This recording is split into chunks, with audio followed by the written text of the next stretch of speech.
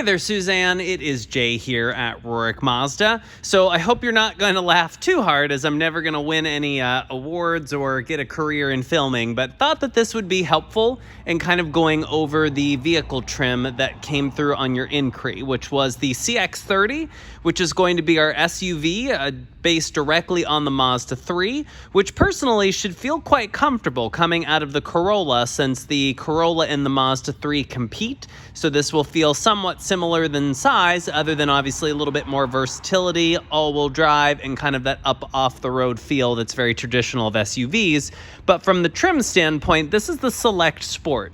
This is one level above the base, and personally, it's the most popular in the lineup because the cost difference from a base to, say, the Select Sport in front of me is only about $1,300, and you get significantly more equipment and amenities for that. But just going over the vehicle in general, I always like to start up with the front because this massive emblem in the front is fake. And in fact, you see the camera up on the windshield, and those deal with all of the safety items. That is standard on all of our vehicles. That's going to be everything from the collision warning with the auto braking. That will be the lane keep assist, which if you're drifting, it can alert you and even help steer you back in your lane. That will be things like pedestrian and cyclist sensing, all of your adaptive cruise controls, with even stop and go, means the car can drive itself in stop and go traffic. As crazy as it sounds, it does work.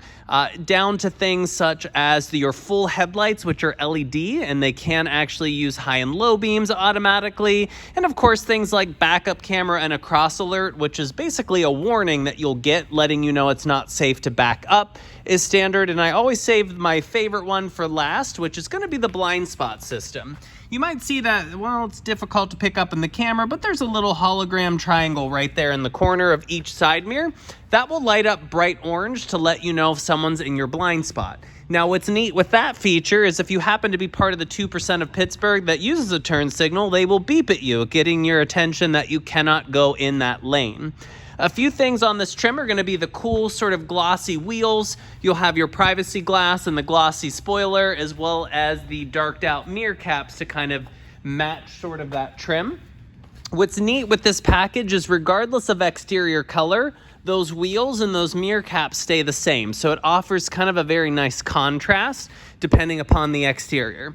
Now, a few other things with this trim is going to be advanced key, and that just means when you walk up to the car and you grab the door handle, it'll read that you have the key, whether it be in your pocket, purse, bag, or nearby, and automatically unlock the door. And in fact, to lock, you can just tap the corner.